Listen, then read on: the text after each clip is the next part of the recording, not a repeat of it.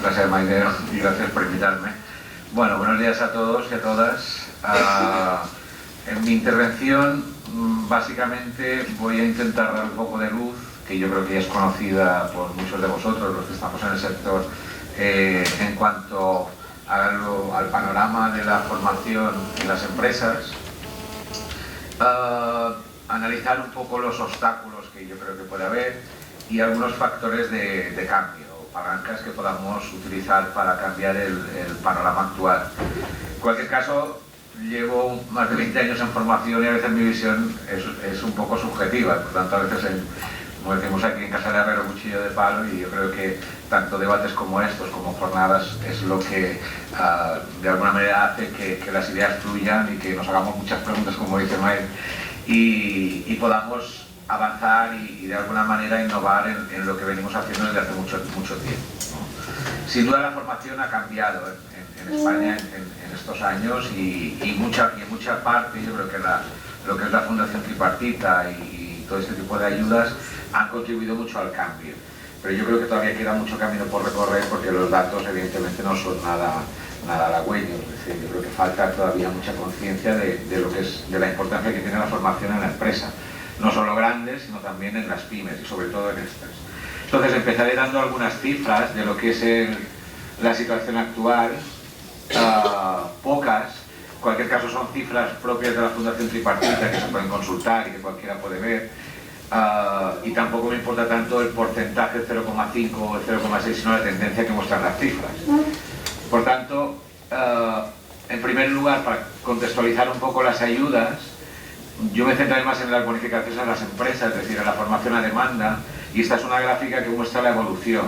Entonces, de allí no se ve, pero la columna que más crece, la verde, la primera, es la de las bonificaciones a las empresas. Esta tiene una tendencia ascendente, y en cuanto al resto de columnas que corresponden a formación de planes tanto nacionales como autonómicos, sectoriales, intersectoriales y demás, claramente está descendiendo y en los últimos 2 años hay un descenso muy importante.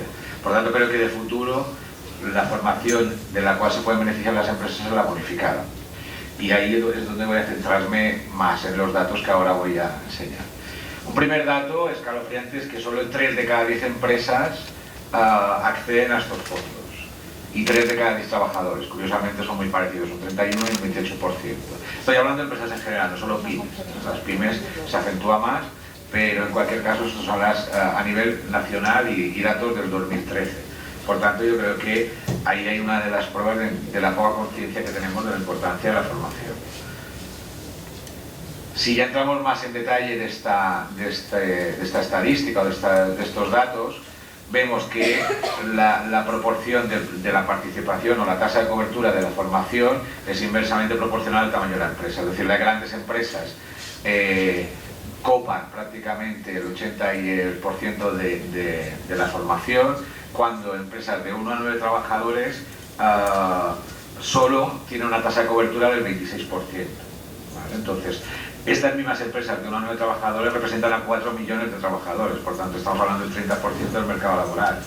No es una cuestión baladí, digamos, estamos hablando de 4 millones de personas que están trabajando en este tipo de empresas, de 1 a 9 trabajadores. Si subimos a lo que es hasta las pymes, que sería 249, los datos son parecidos, van incrementándose un poquito, pero en definitiva sigue habiendo bastantes carencias en cuanto a la tasa de cobertura de la formación a demanda.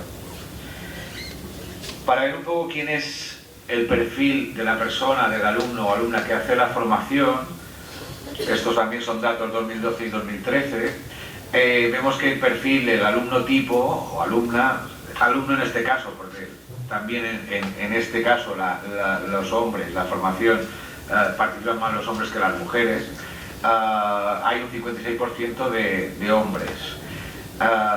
De 36 a 45 años representa el 36% de los alumnos formados. En cuanto a nivel de estudios, el segmento que más participa en los cursos de formación sería el FP, FP2, bachiller o similar, este estrato. Es un trabajador cualificado en un 43%, casi es la mitad, es decir, básicamente, funcionalmente, estamos en un único segmento de la población en el 50% de los casos.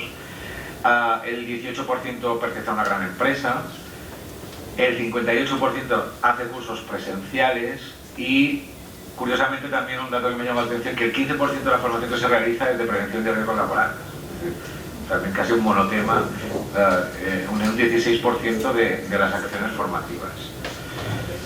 Luego algunas cosas que me han llamado mucho la atención y que de alguna manera cuando me preparaba esta ponencia vas investigando y vas viendo datos que ya conoces de alguna manera, de una forma más informal, pero bueno, vas investigando y vas viendo datos que te llaman la atención y yo creo que tendrían que servir para reflexionar conjuntamente, ¿no? Es decir, un 5% de los alumnos tienen entre 16 y 25 años, es decir, población joven, evidentemente hay menos población ocupada, pero un 5% yo creo que es un dato tremendamente bajo.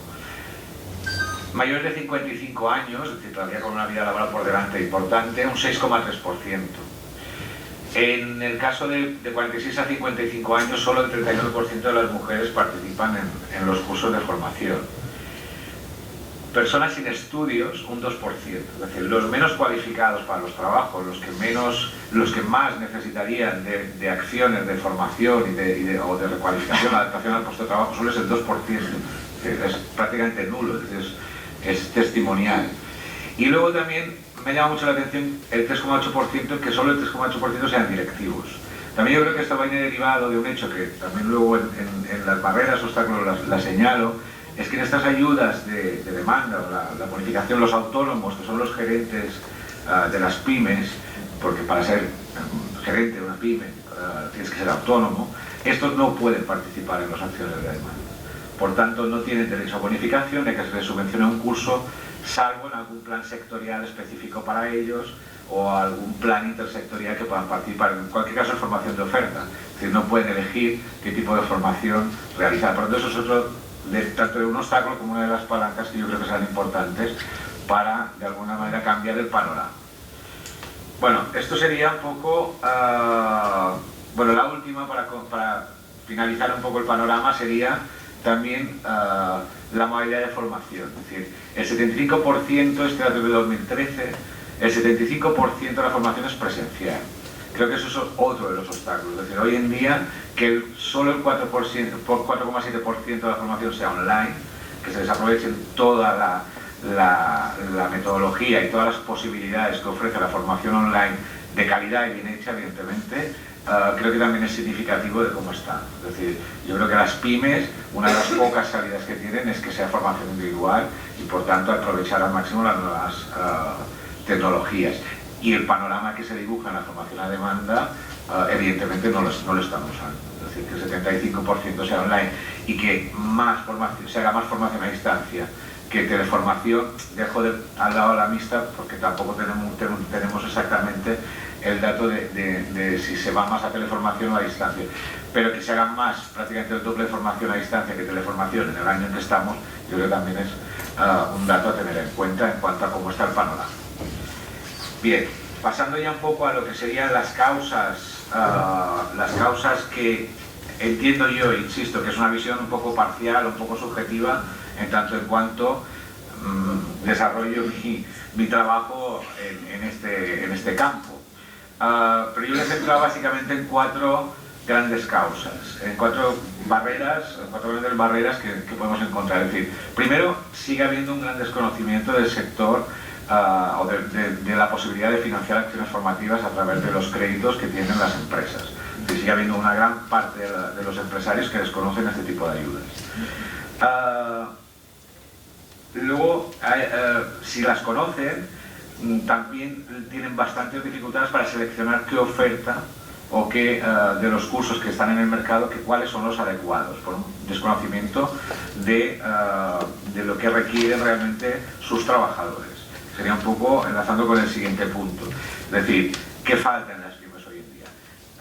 Las pymes, incluso no de 1 a 9 trabajadores, sino que yo creo que incluso en muchos casos más de 100 o 150 trabajadores, hay una ausencia total de aplicación de herramientas o de programas de desarrollo de recursos humanos. Es decir, o son desconocidas o no se lo pueden permitir, o no tienen a nadie que de alguna manera les ayude externamente a realizar políticas de desempeño y políticas de formación y reciclaje de sus trabajadores, es decir, adecuarlos constantemente a los cambios.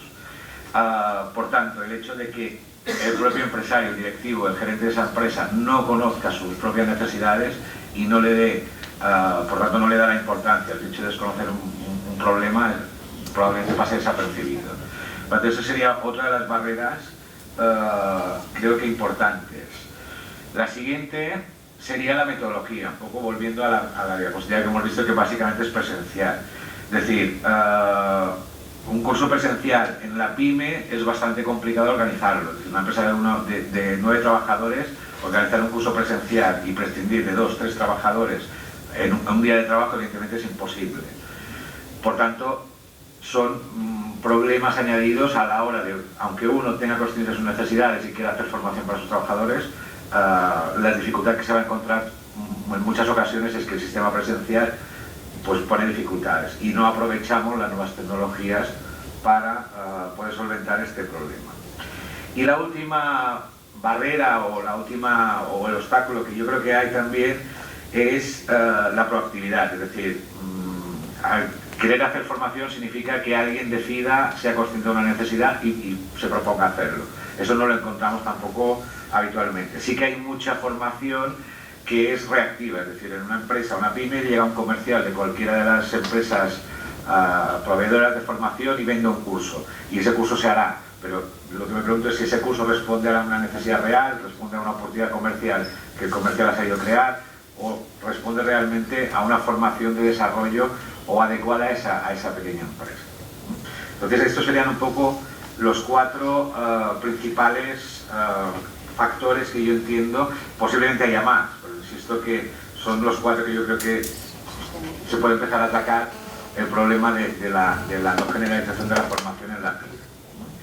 Bueno, como palancas de cambio yo también lo he centrado en 3.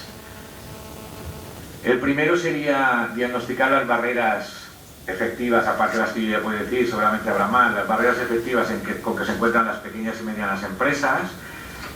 Evidentemente tienen que hacerse desde servicios externos o desde servicios públicos o servicios de orientación, redes de empresas, es decir, la PYME no podrá permitirse nunca un departamento de recursos humanos, por tanto tendrá que recurrir a servicios externos o herramientas que se puedan crear desde los diversos organismos de autodiagnóstico o de alguna manera facilitarle mucho, darle muy comido el tema de implantar políticas de recursos humanos adecuadas. El siguiente sería desarrollar métodos y técnicas de formación adecuadas a las pymes y adecuadas a las posibilidades que tienen de poder llevar a gente a cursos o poder formar y desarrollar a los trabajadores. Es decir, potenciar evidentemente la formación online de calidad, semipresencial, también hay muchas ocasiones podemos hacer acciones semipresenciales, es decir, una parte online y luego una parte realmente muy de impacto y muy concentrada en horas, en tanto en cuanto no dejemos la empresa sin estar adecuada a la producción del día. Acciones de coaching, formación individual en el puesto de trabajo, es decir, acciones muy puntuales, muy directas y muy condensadas en cuanto a número de horas y tiempo que se tiene que dedicar. Creo que también es otra de los factores que podrían contribuir al éxito. Otra de las cosas que me parece muy importante y que es muy escasa es formar a formadores internos y a tutores internos de empresas, de gente que pueda transmitir, formando a esa persona, pueda él a su vez formar en el puesto de trabajo al resto de trabajadores en determinadas técnicas o en determinadas habilidades que se requieran. Es decir, hacer formadores internos que tengan esa capacidad de poder transmitir ese conocimiento al resto de la plantilla. Y sobre todo, y un poco va enlazado con el vídeo que nos ha enseñado Maider, es desarrollar la competencia aprender-aprender, que llevamos muchísimos años hablando de aprender en Europa. Yo creo que ya no recuerdo cuándo se empezó a hablar de esto, y yo creo que hoy en día las posibilidades que ofrece la red, las posibilidades que ofrece de formación, no solo formación formal, sino formación informal y en muchos casos gratuita que tenemos a mano y a disposición en la red, creo que nos deberían llevar a formarnos autónomamente. Es decir, porque muchas veces el tema es de actitud, es decir, tanto de trabajadores como de los empresarios. A veces no nos formamos porque estamos muy cómodos como estamos. Por tanto, yo creo que también hay que trabajar el tema de las actitudes. Y por último, y creo que las pymes, el evitar es flexibilizar o repensar mucho el sistema de bonificaciones y de subvenciones que hay a la formación. Es decir, yo creo que hay fondos, porque de hecho no se suelen agotar en los ejercicios anuales, por tanto sobran fondos, de alguna manera quedan fondos sin utilizar. Por tanto, yo creo que deberíamos repensar sistemas específicos para las pymes y micropymes. Llevamos con el tema de los 420 euros, que para los que no conozcan tanto la dinámica de aquí, es el mínimo que recibe una empresa de 5 trabajadores para formar a sus trabajadores desde el inicio, desde cuando la Fundación Tripartita se llamaba Forcem, y sirvió en algún momento para cubrir unas necesidades, pero fue una solución, yo creo, tomada puntual y para iniciar la formación en España. Creo que hoy en día, pasado muchos años, y ha cambiado mucho. Es decir, para una pyme será mucho dinero, 420 euros, para otro no le llegará ni siquiera a cubrir un mínimo del gasto que pueda tener. Por tanto, lo de los 420 euros me parece absurdo hoy en día, que no se pueda repensar el sistema y que se queden fondos anualmente sin gastar. Por tanto, yo creo que el sistema que tenemos de subvenciones en cuanto a las pymes es bastante deficitario en cuanto a sistema.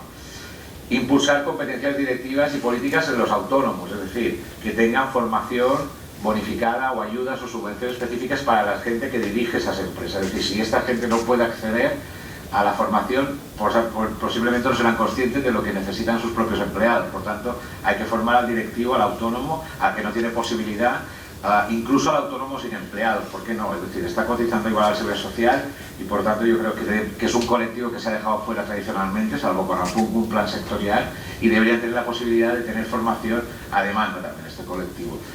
Y, por último, potenciar herramientas como los PIF. También con el PIF llevamos toda la vida y ha cubierto un camino, ha cubierto una parte de la formación, pero también sabemos que tiene ciertas limitaciones. Por tanto, a lo mejor herramientas tipo planes individuales para los empresarios, para los que dirigen las empresas o para los trabajadores en general, yo creo que también serían herramientas que favorecerían el cambio de perspectiva o la visión que tenemos sobre la formación.